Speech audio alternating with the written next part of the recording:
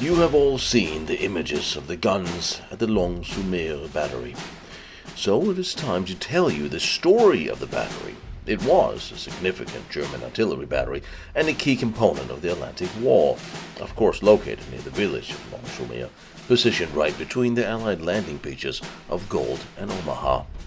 It thus played a notable role during D-Day invasion, although not a very long one. The site is spread out somewhat more than the previous two we visited, more open and more rudimentary. Equipped with four 150mm TBTSK C-36 naval guns, the battery had a range of 20 to 22 kilometers, capable of targeting ships and landing forces on both Gold and Omaha beaches. It was part of the German Kriegsmarine's coastal defensive network, manned by approximately 120 to 184 naval personnel. The battery's strategic position made it a priority target for the Allies, as it could threaten the invasion fleet and beachheads. Its rapid neutralization on D-Day underscores the importance and the effectiveness of Allied tactics here, but also noting the different construction and seemingly lack of close defenses as opposed to other two batteries we've seen. Construction began in April 1942. The site was chosen for its elevated cliff position, obviously offering unobstructed views of the channel. Initial work involved clearing the 10-hectare site, leveling the ground, and laying the foundations, first for open gun pits, then later for the casemates you see today, and of course support structures. Here was, or is, 4 Regelbauten M272 casemates, built to house the 15-centimeter guns, each with 2-meter thick reinforced concrete walls and ceilings to withstand aerial and naval bombardment. Construction prioritized rapid completion due to the strategic importance of the Normandy coast. And you can see the construction was rapid and not as solid as we have become used to seeing in German positions.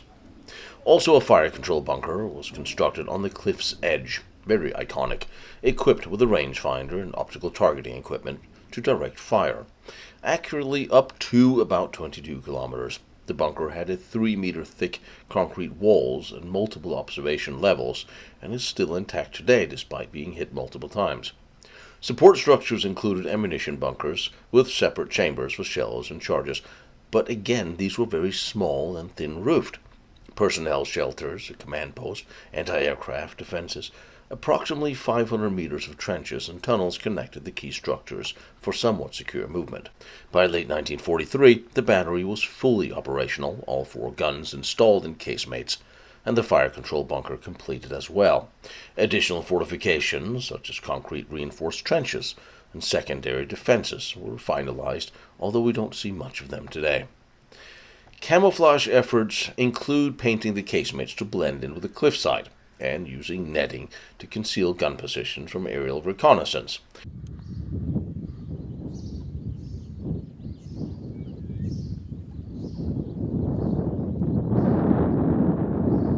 There's the same type of cannon casemate we see all along the Atlantic Wall, with a cannon position of generally different calibers, whatever was available, preferably something over 10, facing the ocean. And it all started whenever the Germans came to the location. They had already predestined the location where they were going to put up the artillery positions, so they wheeled cannons into positions and eventually built casemates over them. Allied air raids intensified in the spring of 1944. Particular from April and onwards, causing minor damage but not halting any operations.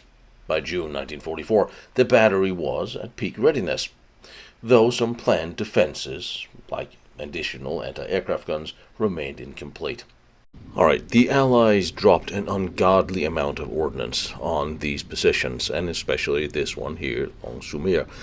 And what is interesting is, many of these hits were quite a good distance, but here you see the trenches. Here you see the trenches interspersed with the gun positions. Here's the observation bunker. This was filmed right after D-Day, so no one was shooting at them. They had plenty of time to film it. But if you then go on the ground, which they did later, and see the bunkers, you see the heavy bombs they used here. You see how churned up the ground is around the gun positions. Some of them have even eroded all the way down to the foundation. It's amazing that these guns were still capable of firing, and hardly a surprise that one of the gunners were rather stunned at the onslaught. But it's just testament to how Germans built things and how solid these are, why many of these are still in place today, and even some of them hanging partially over cliffs at the water have eroded some of the positions, and still hanging, dangling there intact. Here you just see how the dirt and the ground have been blasted up in front of this casemate. You actually see the bottom of it, and yet the gun looks almost intact, and as far as I remember, it actually was. It's just amazing the amount of punishment that could take. However, the squishy things inside and the pressure wave, well, they may not have fared as well as the steel and stone and rebar. But remembering how few casualties they actually had here, most of them actually did survive even this bombardment. These are relatively small casemates compared to what we see in other places of the Atlantic Wall. Like the ones we see in Denmark are far larger than these. Compared to what I see other places, these actually are surprisingly small. Just with a few rooms for communication and munitions that have been destroyed, presumably in the fighting. And then you have the cannon pit, which is not really that well protected from frontal fire, have a small shield on it.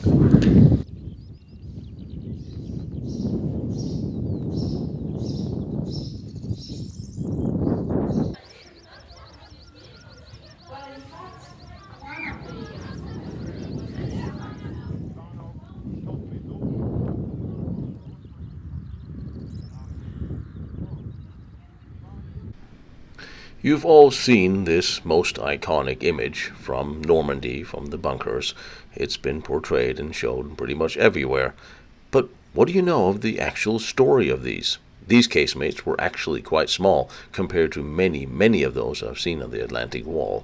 But I wanted to show you this battery and tell you the story of what happened here and how it ended, specifically because most of us have seen the image without actually knowing much about what happened here. One could say that the First World War was the final death nail of what you call the centralized fort. Because by placing everything in one small triangle, square of a bunker, even with cement and even a little rebar, one hit is all it would take in the powder magazine to destroy a centralized fort. The castles, of course, from decades and millennials before that, were in what you could, in some justification, say also a centralized fort. But all that went away with gunpowder and shells and howitzers, cannons, and they had to decentralize, like they did here. This is, in essence, a fort. It is just decentralized, firing positions, different places, separately placed apart. This is basically the last evolution of a fortress, or of a fort. This is where the medieval fort went.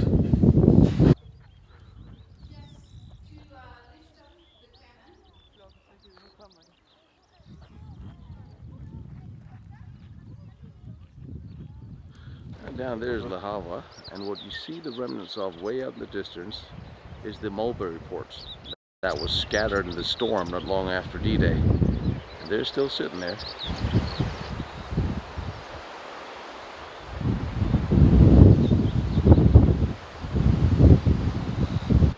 And here on top of the battery you have a nice little cliff climb.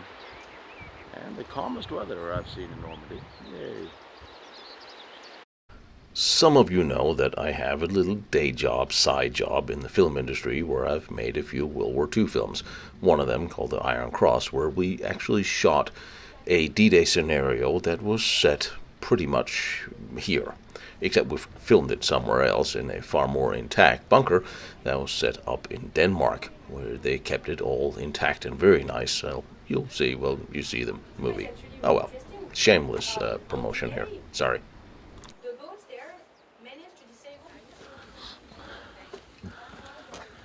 And here's the observation post. I'm imagining this is the auxiliary observation post.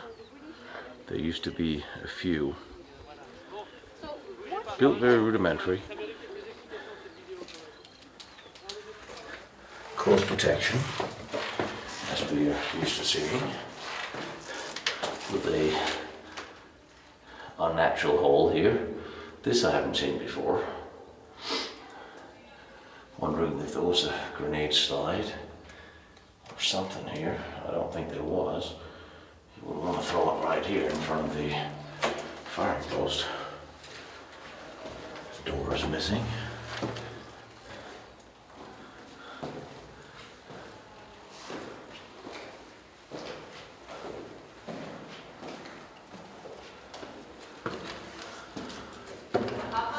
Hello? And this would be the main observation deck. And above us is the one outdoors outside. This must be the auxiliary observation. I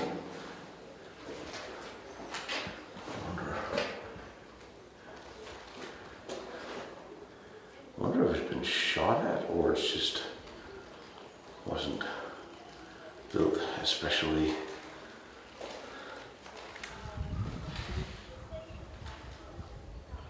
I think it took some damage, maybe. Communication cable from here to the inside room. Too bad there's no signs or anything left. That really would have been nice if there was.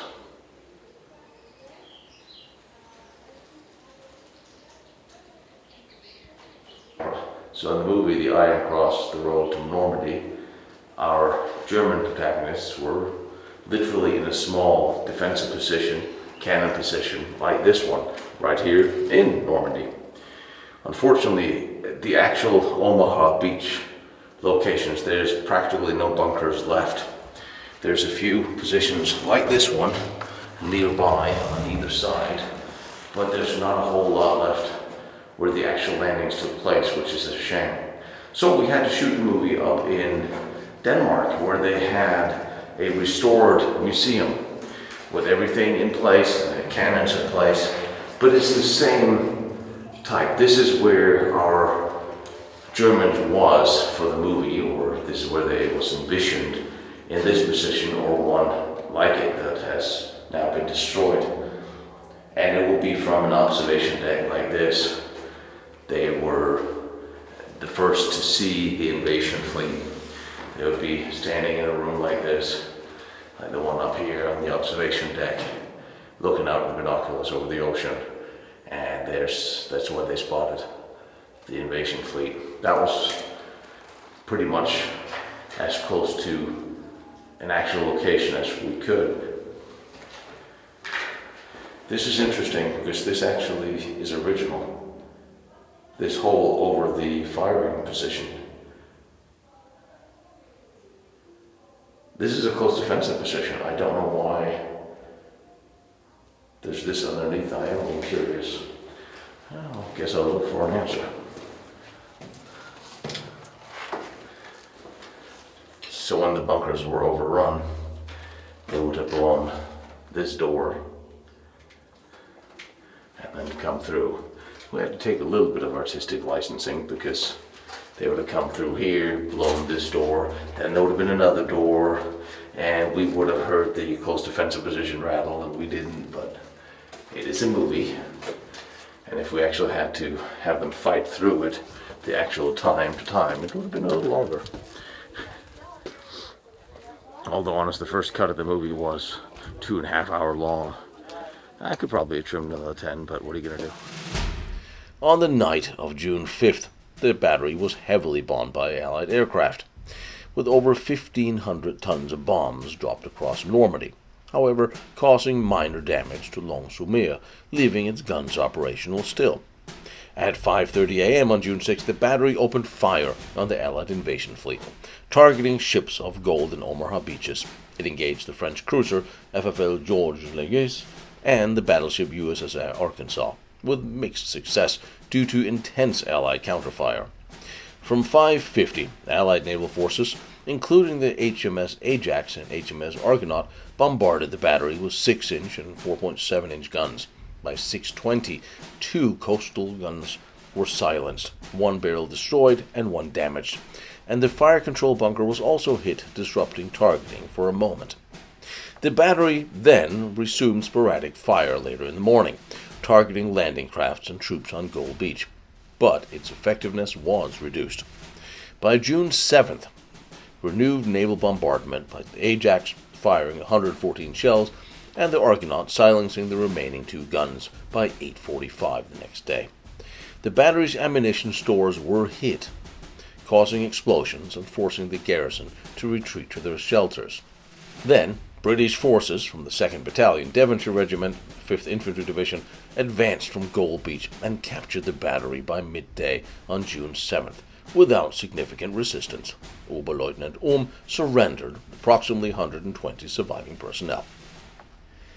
The rapid neutralization of the battery, basically within 24 hours, prevented it from significantly disrupting the Allied landings, though it caused some damage to ships and delayed operations at Gold Beach.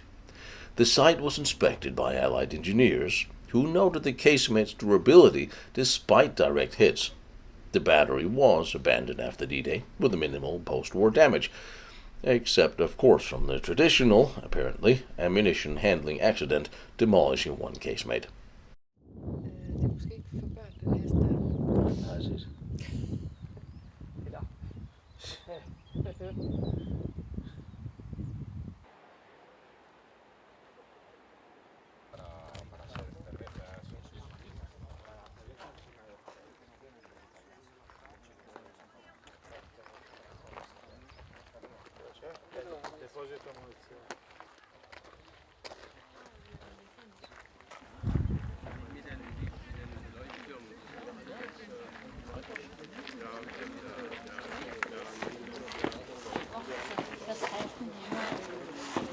Ammunition bunker, which is placed forwards of the campaign position, which is illustration. This is very empty. It's very wet. And there's a hole in the floor.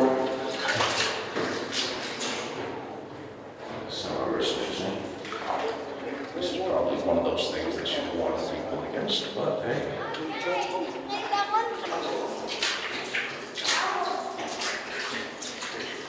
How's that feel? This is a little room for the fuses. Probably wooden doors. Nothing really interesting. Nothing big. This was not for the cannons. This was smaller ammunition that we stored here. Clearly.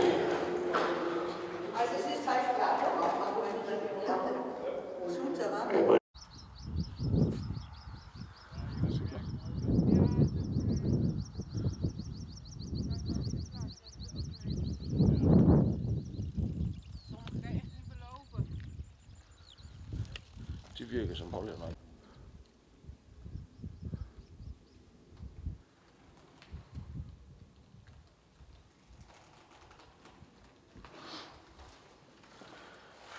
So here, behind the bunker, is the munition storage for these, which is really not very big. I'm actually surprised. These are not large munition shelters at all. Exactly the same design as the one in the field.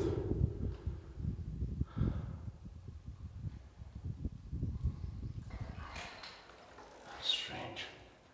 I mean, there's only about 10 or 15 centimeter cannons, but still, they should have had more ammunition supply, I would have thought.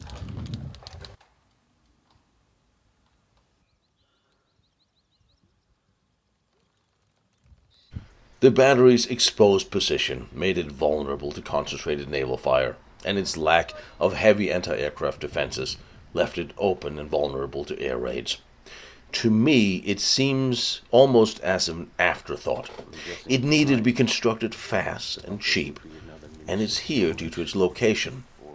A very exposed location which probably had required a significantly stronger reinforcement than what was actually placed here. You know, from this bunker you can just hint the running trench that once ran to the bunker over here.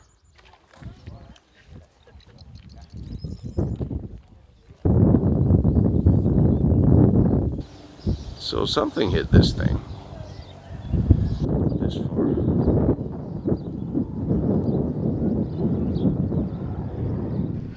This casemate was not blown up during the bombardment or the fighting. It was, well, self-detonated in handling of munitions after the fighting had ended, something we have seen quite a few times before, sadly. Let's take a look at something completely different, however. Now, that was a straightforward artillery position we just saw. But now let's take a look at a different kind of Normandy resistance point, one without guns, namely the Hillman fortress, designated by the Germans as Widerstandsnest 17 and codenamed Hillman by the Allies. It was a critical German bunker complex and a command post. It overlooked Sword Beach and served as the regimental headquarters for the 736th Grenadier Regiment, and from here it controlled the coastal defenses in the area. The strategic location, with a robust, low-to-the-ground, heavily reinforced complex, the fortification made it a significant obstacle during the D-Day invasion. Now, Hillman was the headquarters for the 736th Grenadier Regiment, commanded by Colonel Ludwig Krug. It controlled the artillery fire from the nearby Morris Battery, Widerstandsnest 16, about 800 meters north of here, which housed 4 105mm Czech howitzers. Construction began in early 1942 under the Todt organization, using initial forced labor to maintain secrecy. Initial work focused on laying foundations for bunkers and trenches. In 1942-43, major bunker construction began, including construction of the Regelbauten was completed. The trenches, minefields, barbed wire was added to fortify the perimeter. By June 1944, the complex was fully operational, but still subject to minor refinements. Here were 2 command posts, bunkers armed with observation cupolas. One housed Colonel Krug's headquarters, signal center, mess room, sleeping quarters, designed for resilience against bombardment. Here was also an H-605 bunker, a very rare bunker for anti-tank guns or vehicles, one of only 5 known examples here in Normandy. Unfortunately, since it is time for D-Day, everyone is busy celebrating, having a grand old time, and every single room is crammed with tourists and soldiers looking at what was here. I can give you a slightly less detailed view than normal, but you get the picture. The entire complex included 18 underground concrete bunkers, including personnel shelters, munition store, and communication posts, linked by trenches and tunnels. A network of concrete-lined trenches, tunnels connected the bunkers, allowing secure movement. The system was surrounded by Tobruk pits, and in particular, there was what looks like a dummy steel dome. Here was extensive barbed wire and minefields encircling the site, and with high grass providing natural cover for the northern approach. The bunkers were painted and covered with netting to blend in with the landscape, minimizing visibility for Allied air reconnaissance. But unlike artillery-focused batteries like Maisy or Point Du Hoc, Hillman was a command and control hub, prioritizing communication over direct firepower. The H-608 bunkers were specialized for regimental conditions. The 24-hectare site was comparable to Maisy, with 44, but larger than Point Du Hoc, with 2, reflecting its role. The 716th Division consisted of older conscripts and Eastern volunteers, with limited training and somewhat unreliable equipment, reflecting Germany's manpower shortage. Despite this, Hillman's defenders were disciplined, and they contributed to the prolonged resistance. The battle for the Hillman fortress was a significant engagement during the D-Day invasion, led by the 1st Battalion Suffolk Regiment, with support from tanks, artillery, and engineers. Its prolonged resistance and strategic implications for the Allied campaign. By 1300 hours on June 6th, the Suffolks have captured the Moores Battery, after naval and artillery fire forced its surrender. They then advanced to Hillman, which no longer had an actual function to play on the battlefield, short of holding up and holding out as long as they could. Expecting it to have been softened up by prior bombardment, the British found it undamaged, due to failed naval and air strikes. Over several assaults, they suffered losses, 5 killed in action, 24 wounded, and 2 tanks knocked out. After further heavy shelling, the site was finally overrun by 8:15 in the evening on June 6th, but the command bunker was impenetrable. However, Colonel Krug had no more ways of fighting back. He called General Wilhelm Richter and said, "Herr General, the enemy are on top of my bunker. They're demanding my surrender. I have no means of resisting and no contact with my own men. What am I to do?"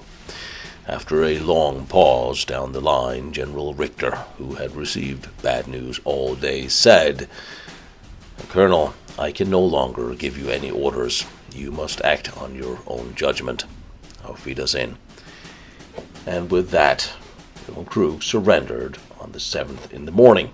The Germans had minimal losses, and approximately 150 men surrendered. Surviving the high level of bombing and attacks can be seen as a testament to the fortress design and construction. Sadly, today many of the bunkers are gone and not accessible, but those remaining are very well restored and filled with the correct equipment and tourists. But anyway, still.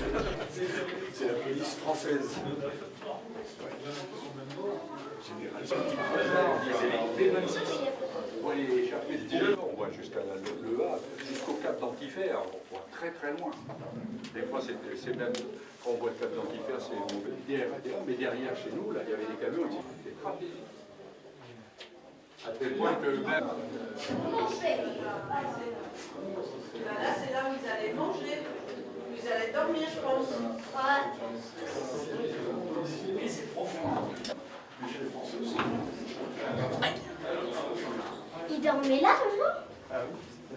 The most important thing in my world, the 7 gates to the steel dome, and you get to the cloche. And here, 4-point observation cloche, must be a firing dome as well. It's very big for that. Must be lucky being here.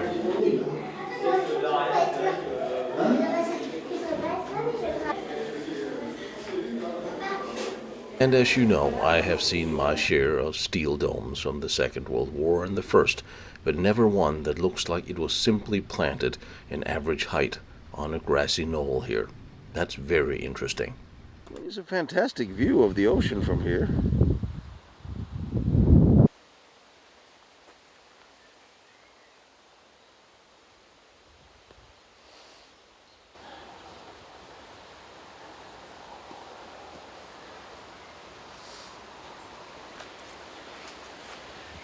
Well, the trenches here look pretty much like they would in World War I, except this is a very narrow running trench from the center of the fort out to a nice Tobruk. I think that's a French turret.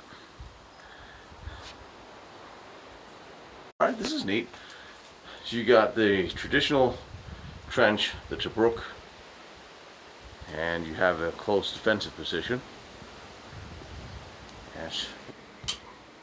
I have never seen this kind of targeting information written in a simply Tobruk before. It makes perfect sense. And also, here is the remains of a speaking tube. In many of the Tobruks I've seen on the Atlantic Wall, I've never seen a speaking tube, although again, it makes sense. And how low this is to the ground is also an indication of how hard it would be to actually hit in a ground altercation, or shall we call it a battle.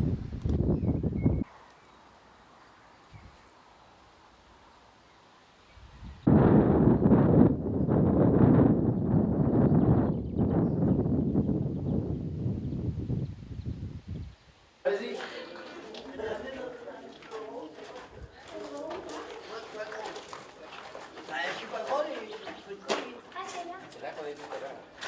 Should I have put wood in here?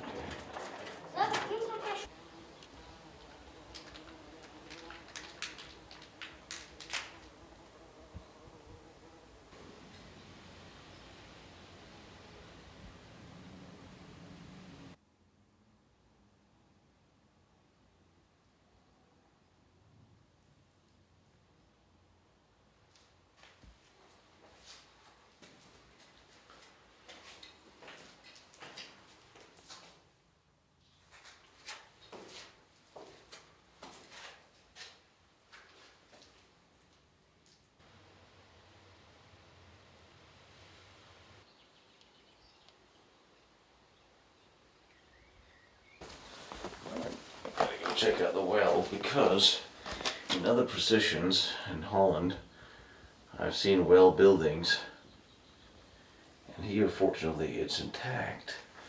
So I'm just curious to see what it actually looks like here.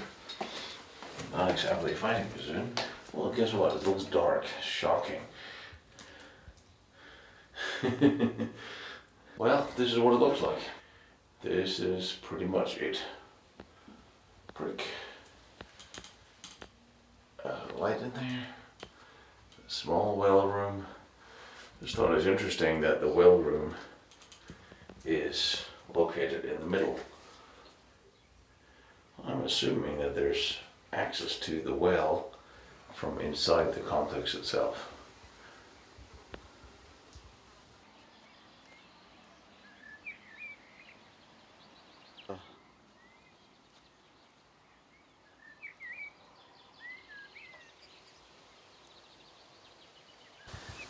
Which is a proof that there were still above ground trenches in use during World War II and on the Atlantic Wall. Not everything was encased in cement. Of course, the large command post bunkers, cannon placement were, but they were still in the field trenches that really felt the air power on that day with napalm and bombs.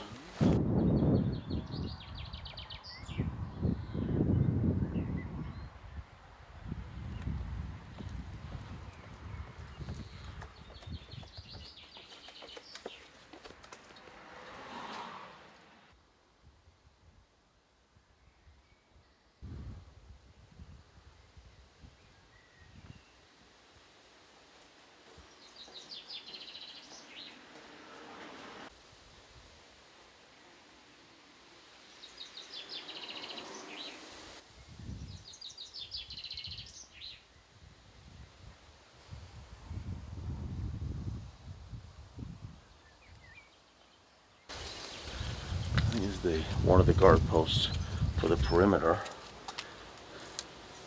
which is dug into stone, reinforced, which actually looks really interesting.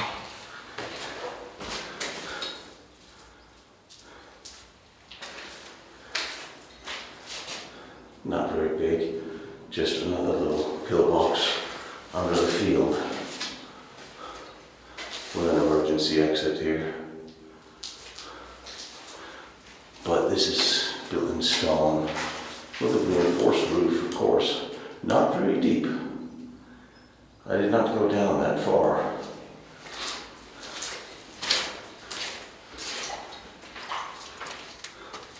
The prolonged resistance here at Hillman, combined with the congestion thus at Sword Beach and the German defences in the bocage, combined bottled up the Allied forces in Normandy for weeks. Historians have criticized the 3rd Division for not just bypassing Hillman to focus on Caen, though the fortress command role made it a priority target. And they did what they did, so stop second-guessing them, you were not there. I just want to give all of the reenactors, those who are keeping history alive around the world, and especially today, those who have showed up in Normandy to display their uniforms, their cars, their weapons, take care of the tanks sitting here like the Churchill. Those we run into later, both the Germans, the Americans, the Free French, the Polish I have seen here as well, and the many, many others who are doing their very best, probably driving their respective wives and girlfriends crazy, But they're keeping history alive, and that is what military historical reenactment needs to do, needs to continue to do. It needs to elevate the experience of the increasingly more boring museums with static displays and computer screens. This is how the next generation will learn history. They will touch it and feel it and lift it, hold the weapons, and hear veterans talk or reenactors explain what was. And this is every reason to show up to these events and many more. So thank you all, no matter how much complaining you may hear from your spouses. With all respect to the spouses, I love you too. Let them go, let them do it. History needs them. And to something different, a little further away, a place you have all heard of. You've seen it. You have heard of the strategic importance, the elevated position. You've heard of the Rangers' exploits scaling the cliffs to take this place, and the missing guns, and the heavy battle for the point to take it and hold it. But we can't go to the Maisy battery before we have visited Point Du Hoc. Point Du Hoc is a 30-meter-high cliff overlooking the English Channel, approximately 6.4 kilometers west of Omaha, 12 kilometers east of Utah Beach, about 20 kilometers from Bayonne. Its elevated position provided a commanding view of both invasion beaches, making it a prime defensive site, and one that had to be taken. The battery was initially equipped with 6 155mm French guns, captured in 1940, with a range of 20 to 22 kilometers, capable of targeting ships, troops on Utah and Omaha beaches. It was manned by approximately 125 to 200 personnel from the German Army's 352nd Infantry Division and some Kriegsmarine elements, under Lieutenant Hans Gruber and Major Fritz Siegelmann's oversight. Intelligence had suggested Point Du Hoc was one of the most dangerous batteries in Normandy, prompting the daring assault by the U.S. 2nd Ranger Battalion on D-Day to neutralize these guns, which were feared to threaten the entire invasion. The site's rugged terrain and fortifications made that a formidable strongpoint. Here were 2 Regelbauten, 671 casemates, reinforced concrete 2 meter thick, for the 155mm guns, with steel shutters to protect against bombardment. 4 additional guns were initially in open concrete emplacements. 4 of the 6 155mm guns were in circular concrete pits, later partially replaced by casemates by 1944. These pits had ammunition niches and designed for a 360-degree traverse. Of course, the iconic fire control bunker, a concrete observation post on the very cliff's edge, equipped with rangefinders, communication systems, phone and radio. It was 3 meters thick walls and in a multi-level design, allowed precise targeting of ships up to 22 kilometers away. Here were lots of Tobruks, small machine guns scattered across the site for perimeter defense. There were several 20mm Flak 30-38 guns and light machine guns to protect against air attacks. Yet I fail to understand why this place was not bristling with 88s. From April 1944, Allied air raids dropped over 1,000 tons of bombs and cratered this site, damaging 1 casemate and several trenches, but leaving the fire control bunker and most other structures intact. By June 1944, the battery was complete, with 4 casemates, 3 functional, 1 operational 155 gun on site. Unlike Asville and Krischbeck, Point Du Hoc had fewer extensive tunnels due to the smaller size, about 2 hectares. The planning began in 1941, with clearing of the 2-hectare site, leveling the ground, and installing 6 155 GPF French guns in open concrete emplacements. Basic trenches, barbed wire was laid to secure the perimeter. The battery was designed to interdict Allied ships and landings, complementing nearby batteries like Longues-sur-Mer and Maisy, 5 kilometers west of here. By mid-1942, 2 casemates were constructed to house the guns, replacing 2 open emplacements for better protection. The casemates were 2 meters thick concrete walls, ventilation systems, and adjacent ammunition storage. The fire control was then built on the cliff's edge in early 1943, with advanced optics for targeting. Its exposed position was offset by the thick concrete and low profile, and indeed it is still here today. By 1944, 2 additional open emplacements were replaced with casemates, bringing it to 4 total casemates and 2 open pits. However, only 3 casemates were fully operational by D-Day due to the bombing disruptions, with only 1 heavy gun in place. As in spring 1944, because of the threat of Allied air raids, 5 of the 6 guns were moved 1 kilometer inland to an orchard near Chocteville in Bessin. The garrison was reduced to 125 men due to the guns' relocation, with some reassigned there.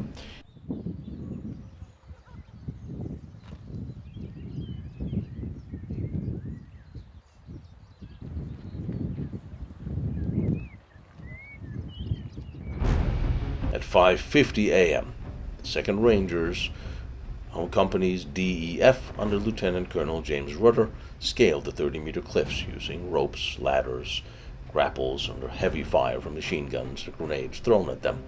The assault was supported by naval bombardment from USS Texas and Satellite, which targeted the casemates and fire control bunker. By 7:30, the Rangers had captured the battery, finding only 1 operational 155mm gun and decoys in all the other casemates. Thereafter, patrol was sent out to locate and disable the 5 other guns, which was found at the orchard and destroyed by using thermite grenades, neutralizing the battery's actual threat by 9 a.m. Mission complete. But then the 125-man garrison, supported by elements of the 352nd Infantry Division, counterattacked from bunkers and trenches. The Rangers, now reduced to 90 men by their casualties, held the position against repeated assaults, and also later from outside German forces. On June 7 and 8th, German counterattacks supported by the nearby Maisy battery continued until June 8th, when the Rangers were finally relieved by the 116th Infantry Division and the 29th Division from Omaha Beach. The Rangers had suffered 135 killed and wounded, 60% of their force. German losses were approximately 50 killed and 40 captured.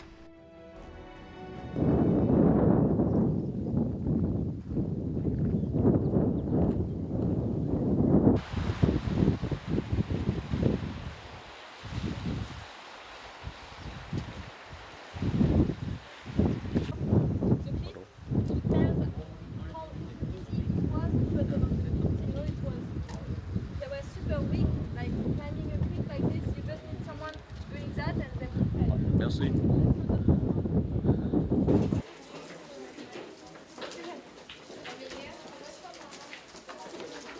Thank you.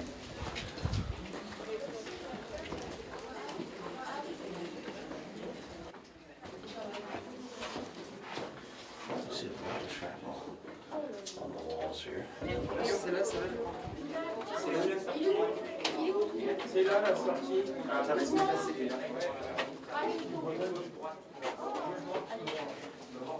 Il faudrait plus de déco.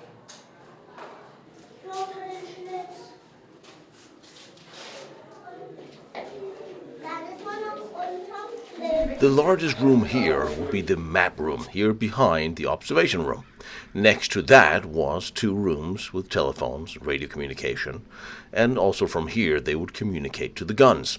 And they were in communication to the guns behind the coastal road, those which had been moved before D-Day. However, they did have some problems with the comms, but they were established. Now, besides the actual invasion and the Rangers crawling up the cliffs outside, the German commanders here had another problem. The gunners for the guns which had been moved were drunk. Even when the Rangers got there, they found no sentries put up. These guys had been drinking all night and had clearly checked out of the war, not making things easier for the people in command here. And when the Rangers then attacked the observation post here, they did it from 2 directions. They threw charges through the observation slit here, and everybody fled into the main room. Then they fired a bazooka rocket at the rear defenses. Thereafter, the commanders locked themselves in the main room until they were out of ammunition. and then they eventually surrendered. There is some confusion as to exactly how many surrendered. The Rangers said they took 8 prisoners of war and 1 had been killed in the fighting, but there's some questions about that. I'm not entirely clear why. There was never supposed to have been any close-quarter fighting or fires inside, although there are several places where the rooms look like they have seen signs of shrapnel and fire in the remains of the wood in the ceiling. I'm not entirely sure why. Again, we are said that 8 people have surrendered, 1 was killed, but there were probably more people in the bunker than 9 crew. Still not clear on this. I will have to get back to you. But the German morale here had taken several hits even before D-Day. In August 43, one of their men had been killed in an aerial bombardment. And later, in October 43, 2 small Allied crafts had been spotted way far out in the canal. And the then commander, Lieutenant Ebeling, he had decided that they were too far away to hit, and he did not open fire. This, 2 days later, earned him an interview without coffee, and he was relieved of command and on his way to the Eastern Front. That was bad for the morale, since he was a very well-liked commander. And then a few months later, the Americans showed up, and you know the rest. This is the remains of one of the casemates that was built here, and bombed, of course, but it was quite well intact, as we saw as Longues-sur-Mer. Despite the very heavy bombardment around, the physical building still remains. Of course, most of these places were empty of guns, but it still held up to quite a bit of damage, with 1 gun reasonably good shape. Everything else here is a completely overturned moonscape. Of all the heavy bombardments that has taken place here, you see it still to this day. It was also in one of these destroyed bunkers that the Rangers took up quarters and used as a field hospital and communication command post. During the fighting, they stood by for the 3 days that they were here. So even the ruins were somewhat useful, but it's amazing to see just how overturned and covered many of these positions are. It is amazing to think that the Germans were still capable of fighting from these in any which way. One could say that the Point Du Hoc played less of a role in the D-Day landings as it was given the relocation of the guns. But it will forever remain an iconic symbol to the Rangers' heroics. Now, that leaves us with the Maisy battery, somewhat recently discovered or rediscovered and shrouded in controversy. But now, once again, it is firmly placed on the Normandy Battle of D-Day map. We'll go there next and hear the story from here and from Gary himself.